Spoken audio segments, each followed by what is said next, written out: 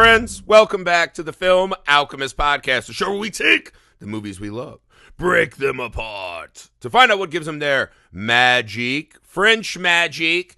Special co-host joining us today, Magic, the returning champion, the third co-host of the Film Alchemist podcast at this point, Carmelita Valdez McKoy. Welcome back to the show.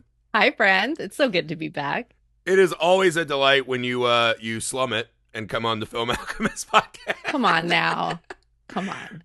All right, before we dive in, Carmelita is actually curating this entire month of July for us. So this is very exciting for you guys and for us. Before that, we got to make the peels, right? We got to get our little hat out, our little organ grinder monkey set up, and we gotta shill. That's what we got to do. So please go to patreon.com/filmalchemistpod. We have a huge Patreon exclusive library over there, commentaries, miniseries, all kinds of good stuff. It is the absolute best way to help support podcasts like us. Nothing you can do helps us as much as that. Unless you are a super rich French surgeon investor who wants to buy us out and put us on the teat. That's the other plan.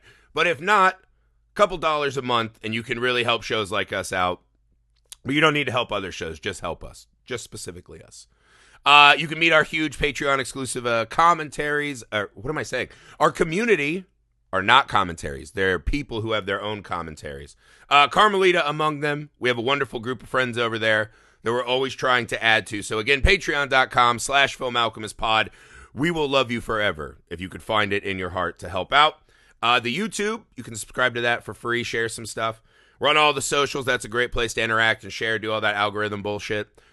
We also are on TikTok now. We have TikTok exclusive content over there, if you'd be so kind.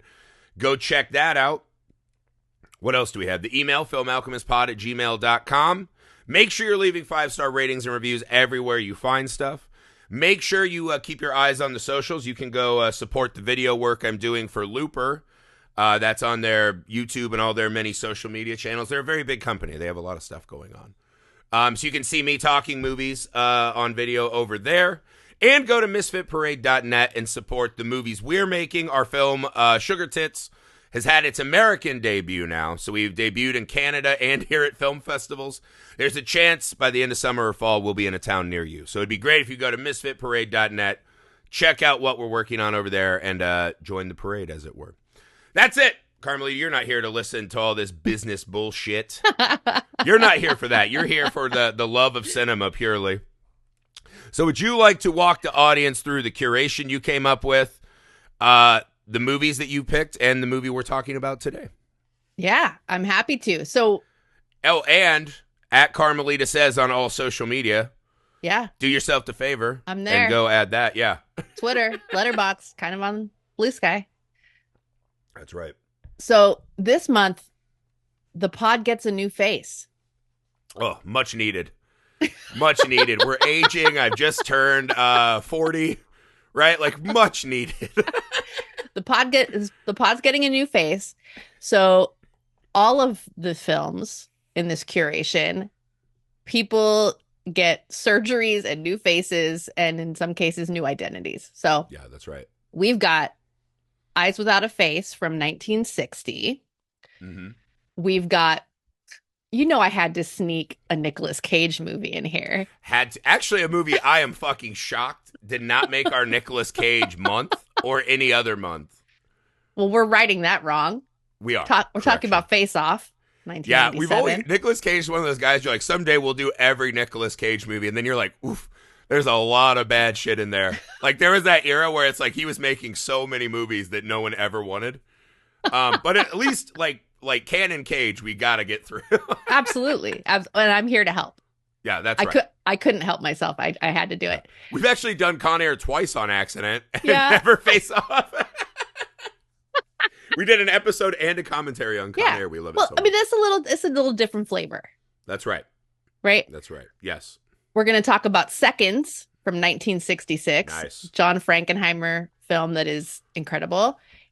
And we're going to talk about one that was new to me, actually. I had not seen this before I pitched it to you.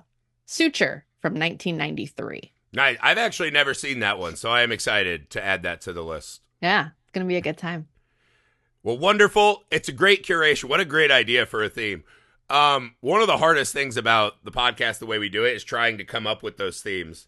Usually we pick like a movie we really want to talk about and try to like reverse engineer it. Yes. So today we are talking about Eyes Without a Face. Wonderful film. It's become pretty iconic. It's a cult classic. I don't even know if it can be called a cult classic because it's so beloved by cinephiles everywhere. It always pops up on the best, horror movie list. So what about this movie? What called to you about this movie? This is one of those films that has inspired other filmmakers. It's like Oh it my just God. lives in the consciousness, the collective consciousness. You feel like this movie just plays on repeat in Tim Burton's masturbatorium Yes. all the time. Like you're Yes. just watching it and you're like, he must have spilled so much seed to this film. Like you just see it so crystal clear. It's got so many things he loves. That's right. Definitely. So yeah, it's so iconic, it's so influential. And it's the kind of film that's the blurring of the genre lines. Mm-hmm. There's like a dreamy fantasy aspect. There's a gothic horror aspect. There's a crime thriller aspect. Yeah. There's a lot going on here. And yeah, then it's not quite a police story because the detectives in France are so ineffective and lazy. Like, just so lazy. Even taking witness statements, the detective's like, well, that's not going to help much. Yeah. And I was like, well, hold that card. Like, pretend it'll help. Like, why would anyone give evidence to French detectives, we learn in this movie? But yeah, I think that blending of genre, and it has one of the secret weapons that every movie's trying to find. It finds a visual language or symbol that has become so iconic. The poster's iconic. The dog, what's her name? Christiane? Mhm. Sorry, these are French names, so my American soul is going to butcher them, I think, just in revolt. we're gonna mess it up. Yeah, Christiane, whatever her fucking name is. She has become so iconic. Yeah. And watching her, again, is this kind of Tim Burton waif floating through the middle of the movie, this pale, featureless, creature, while still pouring so much empathy out. Even beyond just the performance itself, just an immediately visually iconic piece that now, becomes caught in our collective minds. Yeah. She's the ghost that haunts this gothic chateau, right? Yeah, and it's a ghost who's being haunted by herself. Yeah. Which is kind of like, I love watching her room. It has this very dollhouse feel, right? And she's surrounded by, birds in cages, pictures of a fiance that, is still out there, who still works literally next door, right? When they revealed the clinic was right next to his house, I was like, well, that's fucked up. She can probably see him out of her fucking creepy dollhouse room. Yeah. There's a painting they had commissioned when she was little of, her young self holding a doll. There's a lot of pictures of her through the house as we don't see her face.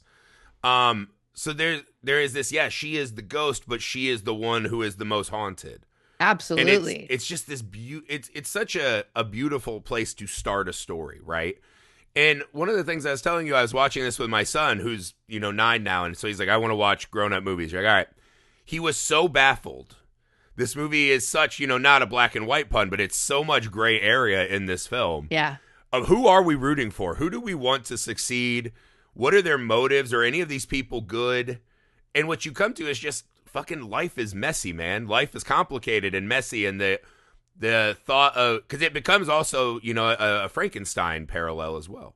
Absolutely.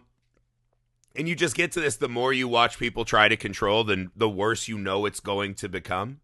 So what did you make of, Professor Genesee, right? Ooh, yeah, very well done. I took one semester of French in college, so I actually might nail it. I might have undersold this. We're leaning on you here. I might crush these pronunciations.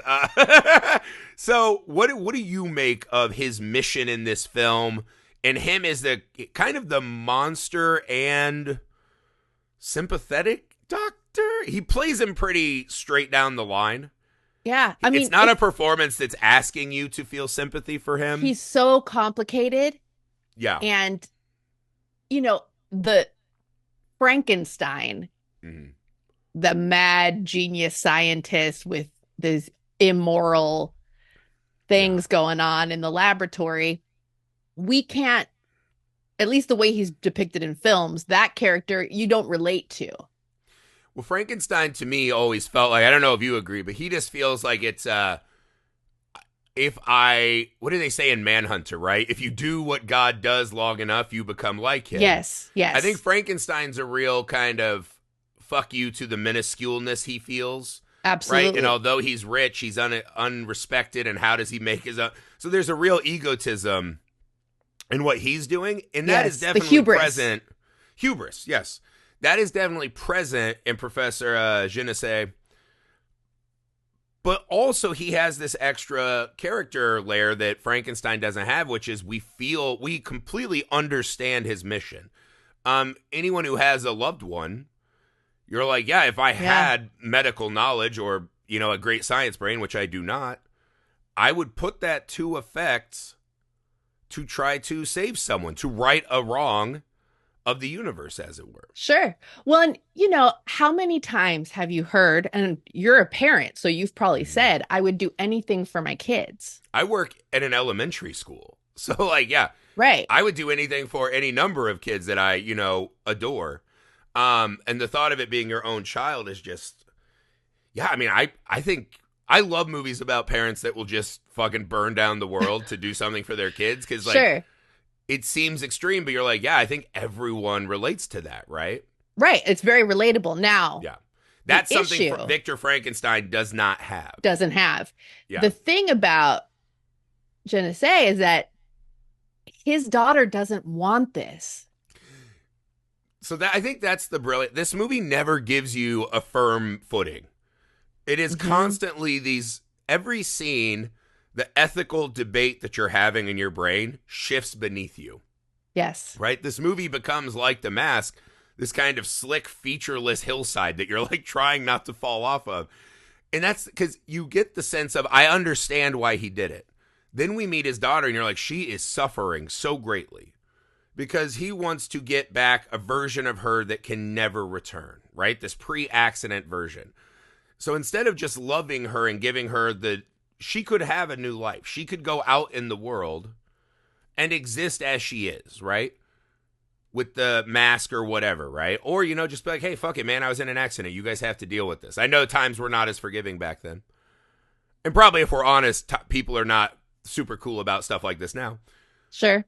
But she could have a life. She still Yes. has a fiance that could potentially still love her and want to give her that kind of life.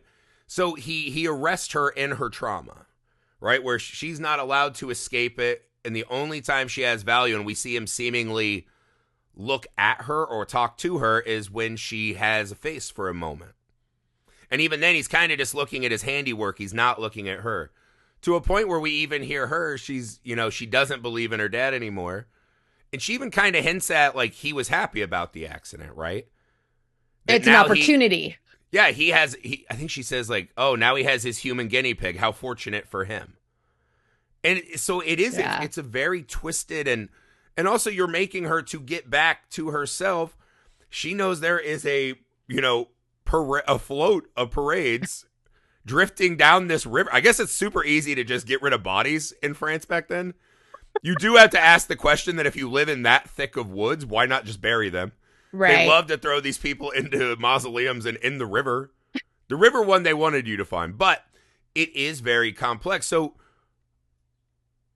is that one of the things about this movie that helps it stand out from its peers, is this kind of ethical soup that we have to swim in, and you Mm. never feel like you're always at best treading water, it feels like. Yeah. Well, and this is real in a very fantastical story. This is the part that's real. That Mm-hmm. very few things in life are black and white. Very few, yeah. Very few. There we can have a whole mix of motivations for the reasons why we do things, and Mm-hmm. some of them altruistic, some of them very selfish, some of them to pump ourselves up, some of them, there's a million different factors that go into a person's behavior and why they make the choices that they make. And this film captures that It does. so well. Yeah, I think that is the kind of separation, right? Because it's such a bizarre mix of elements in this film. Like even the start, right? This woman driving frantically through the streets With in the the dark. song. But that, yeah, so the score was fucking me up this whole movie. Because it's kind of, the score is either comedic adventure. Like it sounds like it would be in like a children's cartoon of the era. Yeah, it's like a jaunty. Yeah, like something you would hear at like a carnival game for children. And then they have this other one where it's almost quizzical, where it's like a child about to open like a birthday present. Like, whoa, this is going to be fun. And that's like her walking around the mansion theme. Yeah. And so, and it's such a well-crafted film. You're like, that can't just be one of those, like the composer completely missed the mark. So the film is telling us they're being intentionally playful, right? And I think some of the best movies of this kind of genre, I don't know if it's a genre per se, but movies I love, like Del Toro to me is the master of this, right? Yes. It's kind of the macabre and the monster story, the devious, outsider, the, abhorrent behavior, but played in this very realistic world. So the fantastic elements are really, you think of Pan's Labyrinth and Nightmare Alley and Shape of Water. It's rooted in these very human, real worlds that we feel like we could live in. We just don't have a fish person banging a lady next door. We don't. I mean, not to my knowledge. It makes you start to think like, maybe. How observant am I? I don't know. So I love these kind of movies that exist, that I think that element of genre, that science fiction and fantasy, just make it a more tantalizing tale as we do the classic, a dad and a daughter struggling, over the loss of the mom, over the loss of self. That shit is great. But now you add in this maniacal surgeon and this ghostly visage. It's just a lot more fun. It's just a much more engaging film. It is. It is. Yeah, I love how when the film opens and we get that little jaunty French carnival music, mm-hmm. and then you realize that this woman is dumping a body. And this movie is great at like, you feel like she's little running reveals. From something. Yes. Right? We're like, oh, she's trying to save someone. And then you're like, oh no, she did. She's throwing her ass in the river. Yes. This woman is an accomplice or a perpetrator. Okay, so I want to ask you about the secretary. Maybe I just missed something. I was so confused. Her name is Edna. No, Edna's the victim. Louise is the... Edna's the victim. Yes, okay. Yeah. So Louise is the secretary. Right. I was confused because at one point I thought the movie was hinting at that this was the mom. Mm. And that she wore the pearl chokers because she had a scar line. And she goes, I'll never not thank you for my face. And the doctor's like, that's true. I'm pretty great. Thank you for that. Thank you for remembering. After he like smacked her ass in the mausoleum, because she's like, I'm pretty sick of crimes. And he smacks her. He's like, get your shit together. A very complicated relationship. Yeah. Because the whole movie is about him trying to accomplish this miracle, right? He has there's so many wonderful lines in this film. But I love the one is he's like, I've done so much wrong to achieve this miracle. So it makes me think that he has never successfully done this transplant. He talks about in his speech at the start that essentially you have to exsanguinate and irradiate the whole body so that these cells don't reject the skin grafts or whatever. Right? That isn't it the great hope of man that we can have, physical rejuvenation, right? Right. Okay. So am I correct in saying he has never achieved this before? And if that's the case, what did he do for this lady's face? I don't know. Because her neck is cut open, but her face looks okay. I honestly she's looking don't like know. a French Karen Black. Like she's okay. You know what I mean? I honestly don't know. I don't know. Yeah, what the fuck was that? And I've seen this movie because if he'd already done it, now. It's not a miracle, right? Right. Well, I mean, and grafts, like maybe he grafted part of Louise's face. Maybe she didn't have as extensive of damage. Yes, that could be the case. Maybe that's what it was. She was like a more traditional skin graft. Right. Maybe not a full face transplant because this is like, taking another human's entire face off. Yeah, because poor Christiane has no nose. Like, she's got no skin on her. Like, her entire face is disfigured. Yeah, she is maimed in a way that it seems like the secretary was not. I'll say that. What did you make of it's just weird. I felt weird. I was like, do I feel bad for Luis or is she horrible? Like at the end when she gets stabbed in the neck and she's just like, why? And I was like, really? You have no idea? You have no fucking idea why this is happening? Don't know? Like there's just an escaped like person you were like moments away from murdering. You have no idea why this girl's unhappy. There's a pile of bodies. You don't know? Yeah. It's like that's pretty bold in your last moments to be like, what? How dare you? What's happening? She drank the Kool-Aid. Yeah, she's going to have to elbow past 15 other women they've murdered on her way to hell. You know what I mean? And she's like, this is ridiculous. You need to show some respect, kids today. I never knew what to feel with this lady, if I'm being honest. No, you can tell. I think it comes through that she thinks she's doing something good. Yeah, she's essentially the Igor of this story, right? Yes. And that maybe this doctor saved her in a way that she feels indebted. Completely indebted. Yeah, that's a great way to think of it, right? Like she has to do whatever to help him achieve this. And that maybe, the history of medical science is not hidden, right? That a lot of wrong has happened to a lot of people to get to these, breakthroughs that then help a bunch of people. So maybe that's her motive, as she thinks, that's probably an element I'll do this too. Bad stuff now, but if we solve this, the world is a better place. The world is a better place, right? Break a couple eggs. Right. So, and again, I think that's almost every character you can do that with. Well, of these three main, the rest of them are all pretty, normal characters, right? That are not arcing in a way that these three are. But it's funny because I don't even think you see an arc in any of them. Right? They're these kind of whirlwinds of emotion that all just collide at the end.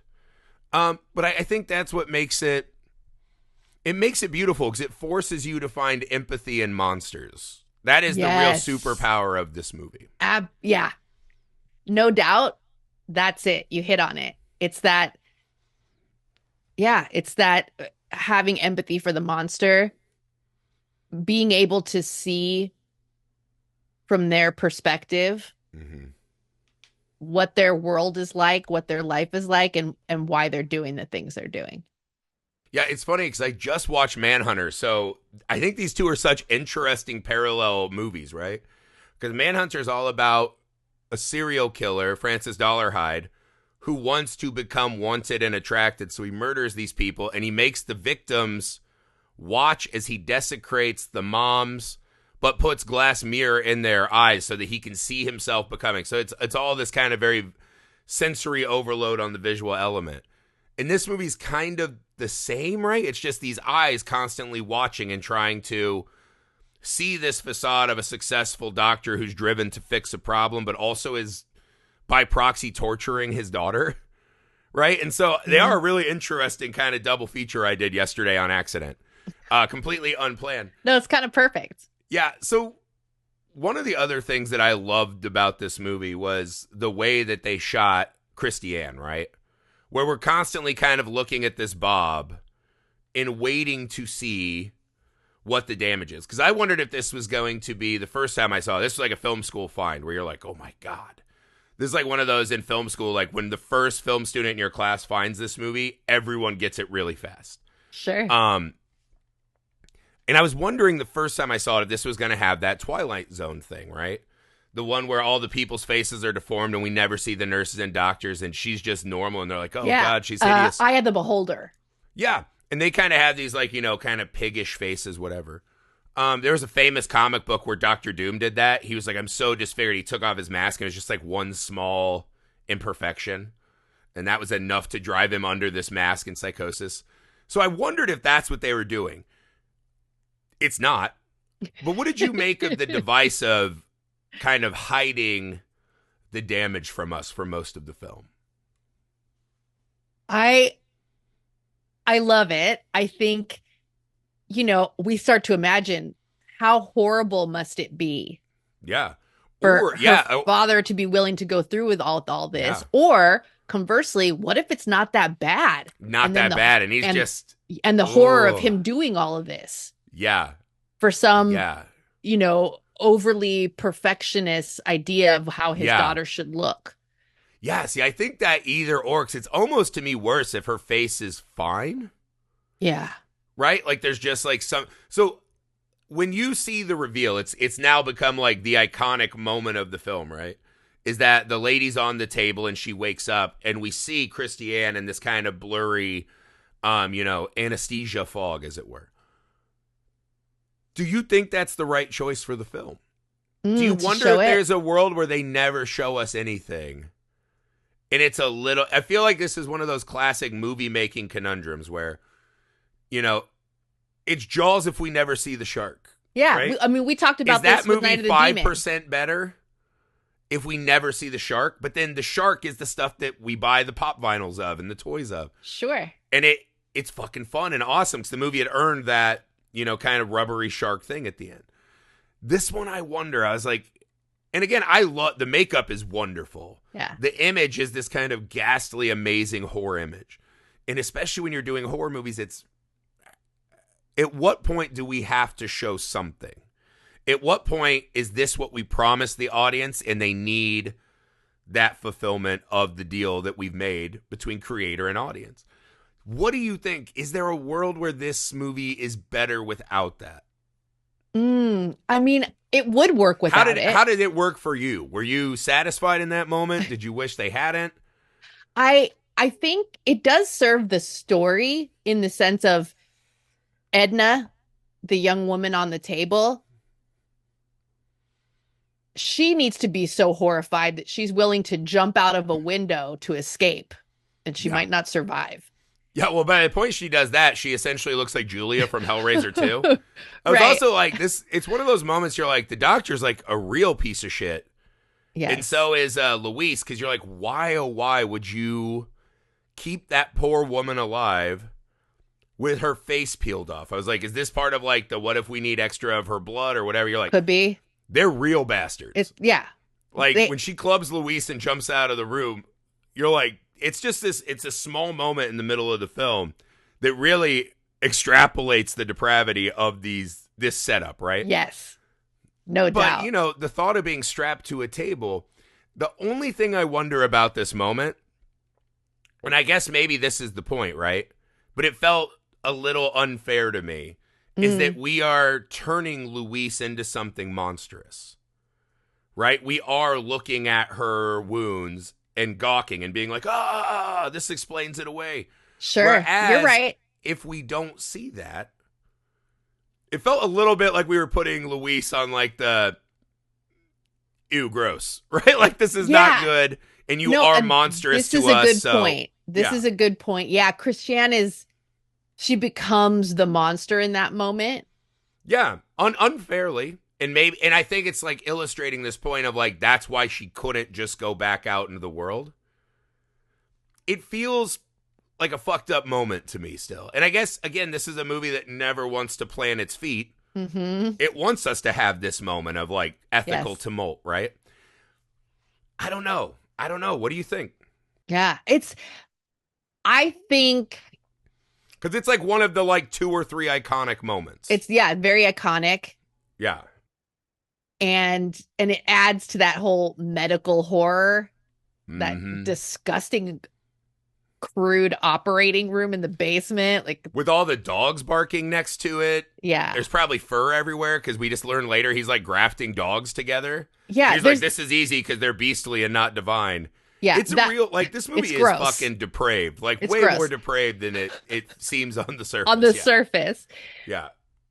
So I think if we didn't see Christiane's face under the mask, what she looks like under the mask, this would be much more like psychological.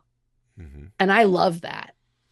Yeah. I think there's a version of this where it's just all the psychology. Yeah, and it feels like that's the debate you always have to make is some audiences, probably like the mass audience, and this is 1960. Moment badly. And that's the moment that makes them go out of the theater and be like, holy fuck, you got to see this thing, right? Yeah. And so that's the bargain you're making, right? Like, do we lose a little bit of our kind of thematic punch at the risk of, losing like huge amounts of audience. Like what happens to this movie if we don't have that reveal, right? I think it's so funny because even in these almost perfectly crafted films, there's just always moments where you're like, you just can't win everyone, right? No, and so no. what is the right choice? And again, I'm not here to argue that it's the wrong choice, but it feels very much like we are turning her monstrous for no reason other than like a poster moment, And it's something that always is kind of like stuck in my head is I wonder what, like, is it bad enough like we never hear of this movie again? Right? It doesn't translate through the ages as much without that iconic moment. I don't know. But it feels fucked up. It does feel fucked up. Yeah. It's also, he's like kind of hunting these like specific types of beauty, right? Yes. And like it's almost like her from the past screaming at like what she's become. Which is, you just feel really bad for Christiane this whole fucking movie. And this is the moment that like breaks my heart. Such a nightmare. It's such a nightmare. It's unbearable. She's been through the physical ordeal of surviving this accident, being disfigured. You can just imagine the loss prolonged, of her mother. Yes, now loss of her mother. Now she's just with her like very kind of stoic prick father. Yes. She had a life planned. She has a fiance, Jacques. They were going to be married. Yeah. She had her whole life ahead of her. Whatever idea she and her father had for her life, that's completely changed. Now she's stuck in this house. I'm sure the physical discomfort of having to wear the mask, and then the psychological problems of the isolation, and then with all these abductees, the guilt of what her father is doing in her name. Yeah. Supposedly for her benefit. She like, gets through that surgery and it falls apart. She has the like paint me like one of your French girls couch. Yeah. In the OR. Yes. Where she sits and just watches these women unconscious on the table. Imagine the psychological weight of that. Yeah. Her watching them and saying, if I kill them and have that face, what does it be? And even when she gets her face for that one moment of respite, she's like, it is like looking at a stranger. Yeah. Right? Because she has that line early in the film, right? She's like, my face scares me. But when I see my reflection in the mask, that scares me more. That seems like it would hold true even when she has the, quote unquote, pretty face again. Yeah, it's not your face. And it's not your face. And even worse, you might not know personally the donor, the unwilling donor. Yeah. But you know that it's their face. And they have a family somewhere that now is also grieving and is also lost. And that this tree of misery, the roots are spreading more and more. It's one of those movies that feels so much more quaint when you're watching it. And then like the hour after. Yes. You really fucking sink into it, right? Very much like the horse and Never-Ending Story. A tree, where you're just stuck in this mire of how fucking wild it's true. The world of this film is. To the point where I was even like, do you think that the doctor was complicit in this accident, not just for the guinea pig, but because he was about to lose his daughter, who he seemingly holds in this very princess-type role? This is a great question, and I could see that happening. Yeah, I think by the end of the film, you're like, I could see the doctor just doing any manner of horrible shit. Yeah. Like, he's just he's so monstrous by the end. And the best movie monsters all have a motivation where you're like, I can see how they got on this path. Not that I agree with what they're doing now, but you're like, I see how this began. This movie asks all these questions like, when did this fucking begin? When did this start? Is her room, that childlike room, is that how she wants it? Or is that how daddy wants it?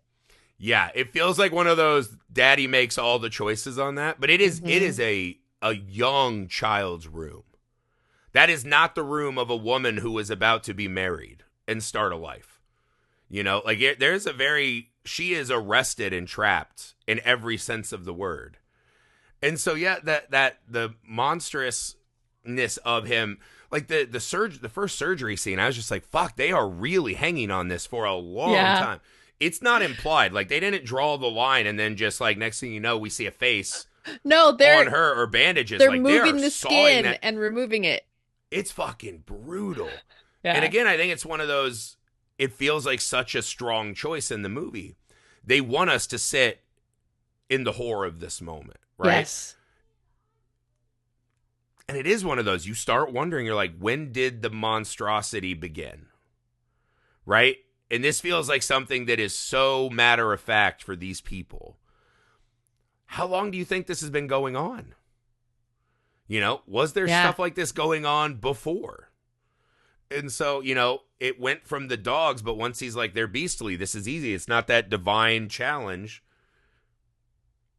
Were there people before? We know that Luis had it, right? Some version of it. And so, again, I think that not answering, very much like a French detective, not chasing down answers, but just letting questions linger. It's something I think European cinema especially does so much better than our movies, right? I always talk about it like there's the movie Spurloose, right? The Vanishing. Mm-hmm. And then there's The Vanishing with Jeff Bridges, right? And that movie's just like, their poster is just like a car at a, you know, gas station or a truck stop, right? Yeah. Ours is like Jeff Bridges looking like a serial killer, right? Very frenetic fonts and style, like he's looming over the movie. That's the difference. Spurloose is about what if someone you love just disappeared, you never got answers. And we meet the serial killer, he's just this doughy, weird French guy. Yeah. Right? He could be anybody. Does it because he can, right? You'd pass that guy on the street, not think twice about it. Arch monster with fucking, you know, speeches and demonic motivations, right? And that's the difference in our movies, right? And I fucking love movies that just let me sit and meander in them. Right? Not like I want them to meander, you know, plot-wise, like it's all just unconnected vignettes. But you don't have to answer the, is it good or bad all the time? Sometimes letting us stew, right, is the way to go. Like, everyone who's listening to this loves movie podcasts, I bet, right? Think of the difference between a podcast like this and the conversation you're able to have versus something like Nacho Libre, which we did last month, right? Perfectly fun movie. There's no questioning, right? That is a fast food meal. This is that kind of shit where like movies really can feed your soul and your mind and that quest we have to answer questions, right? When art becomes the way that we digest the impossible elements of life. And this movie is so fucking wonderful at that.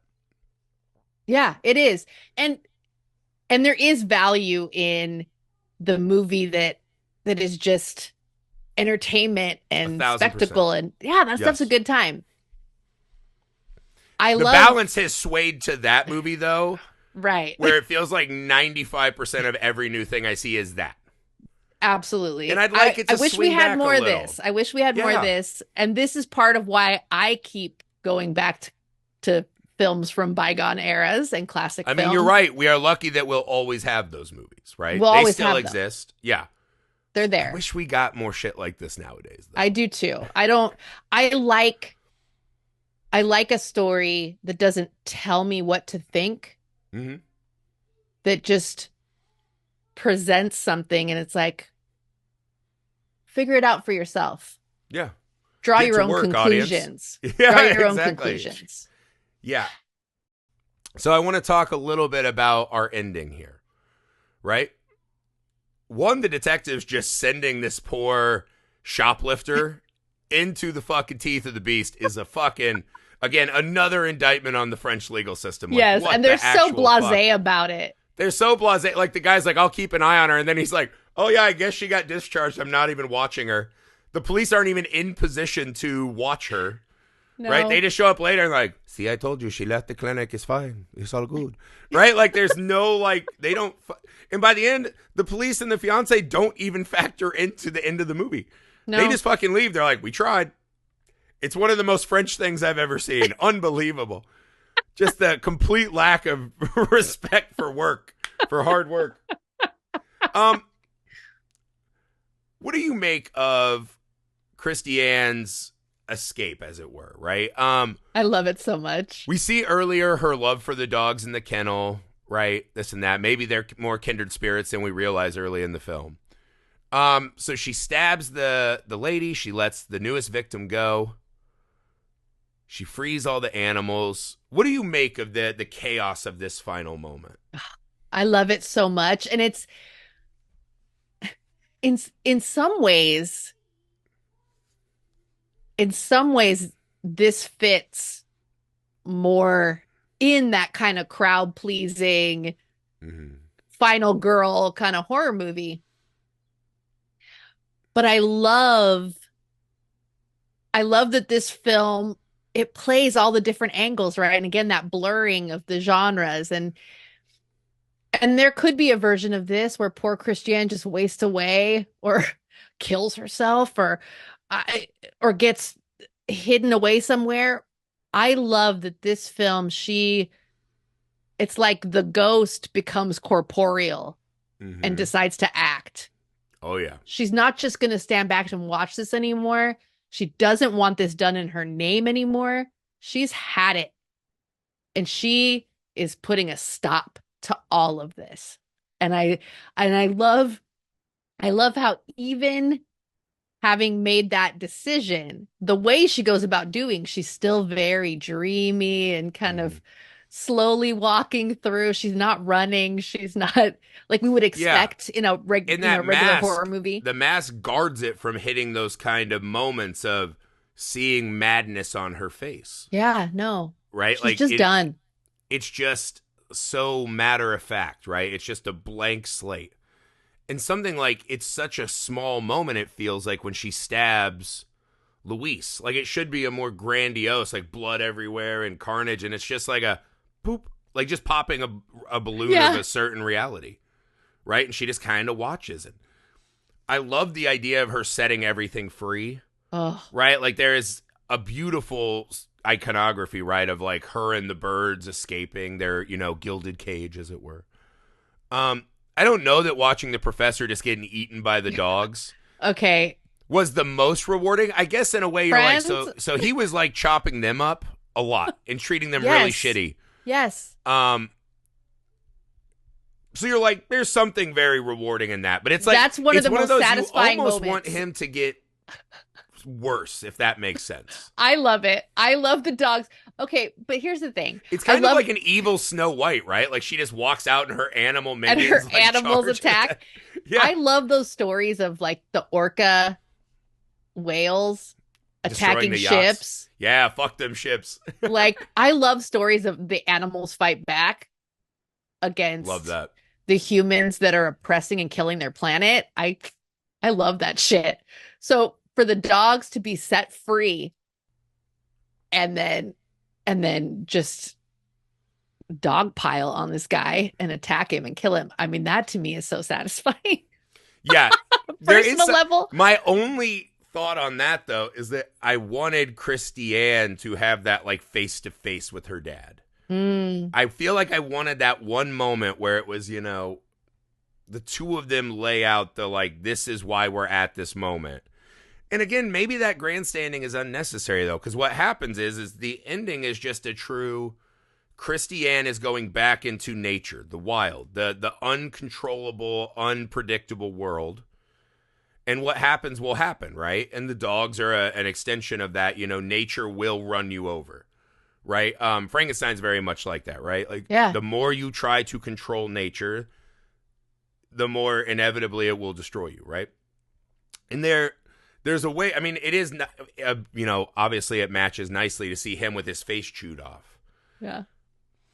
There's a small part of me, I don't know, where I was just like, I wanted a little more out of that moment while simultaneously loving that the movie just ends on her with the bird on her arm walking into the trees. Like, we don't know. The police don't come. The fiance doesn't get to see her. It leaves this whole world after no clue what happens. The movie ends. Yeah, just saying, you can't fucking know. You can't predict. There are no easy answers. I do wonder if she should have gotten the doctor, or at least like stood over him as the dogs chewed him. Maybe that's my Americanness seeping in. I don't know. I think what I love about them not having some kind of confrontation there at the end is that she is done. And she's so done. She doesn't need to confront him. No, I don't need to confront you. I'm over this. I don't want any part of this anymore. I'm turning my back and walking away. I'm free. I I don't do need to love that. confront you. When you say it like that, I'm like, yeah, hell yeah, dude. Yeah, for He's her, I not love even that. worth her fucking time. The way that he kind of looks around her the whole movie, rather than taking her in, she returns that in kind in that moment. I do like that. It is just kind of this wonderful, like, last ghastly image. Yes. And also, that's the thing. I guess if she, like, maims him, it turns her again. We are putting her in that monstrous position again. Because when she kills Louise, she's doing it in service of, like, saving that one girl. You're like, all right. Yeah. If She she like saved a life. horrifyingly maims that, or like is ecstatic, right? Almost euphoric at her dad being eaten, that does taint that final image, right? She is not the one in white drifting off to the end of the movie, I guess. It's a good point. It's a good point. So final thoughts, wrap up. Why do you love this movie so much still? I love that Eyes Without a Face is like a dark fairy tale, that it's like a mad scientist movie, that it's like in some regards like a serial killer movie. Oh, yeah. I love all of the really beautiful imagery. I love kind of So the beautiful. mishmash of feelings that you get, tense, and then there's whimsical moments, and then there's kind of almost like B-level horror in some of the medical stuff. I think this film it's one of those experiences. Like you sit down and you put it on and you let it take you to all these different places, to the depths of all these human emotions. I think it's wonderful. I mean, it really is just everything that is wonderful about the best pieces of cinema, right? Yeah. Like because it's beautiful and it's bizarre and it's relatable and it's repulsive. And again, it's that element of unrealistic but completely grounded and rooted that makes it something we can relate to as not wealthy French doctors, right? Like, it's I am the furthest thing from that. Exactly right. But it is such a universally profound movie, I feel like. And again, I think this is like that's why every film student finds this movie eventually. It is a perfect reminder of what you can achieve. Because I would say this movie is, in scale, is pretty small. It's a pretty simple, small production. And it so dramatically overachieves, right? And I think that's the goal of, every filmmaker, really. I think it's just a wonderful movie. I'm not surprised it has become as iconic as it has. And a movie that still has every bit as much impact today as it did then, which is another kind of rare feat. Like a lot of movies from this era, even if we like them, they have lost something, right? Just by time and advances of technology and the art form. This one has lost nothing. Like the fastball is still exactly as potent as it was back then. Agreed. That's it for the Eyes Without a Face. What a wonderful start to the Pod Gets a New Face month. Thank you, Carmelita, for joining us. As always, the third co-host of the Film Alchemist podcast. It's official. No, thank you for having me back. It's always a good time. It is so wonderful to talk movies with you. We appreciate it very much. Do you want to tell everyone where they can find you online? Yeah, I'm on Twitter and Letterboxd, kind of on Blue Sky. Same handle for everything, at Carmelita Says. That's right. Guys, go to our Patreon, patreon.com/filmalchemistpod. Support the show. You can get more Carmelita over there, too. We appreciate it. The YouTube Film Alchemist. We're on all the socials, including TikTok. Make sure to keep an eye out for Looper content coming out regularly that features myself. Make sure you go to misfitparade.net and see the movies we're making over there. We appreciate it. Until next time, just watch out. Just watch out for French dudes. Watch out. Not all of them, maybe French doctors. Let's make it specific.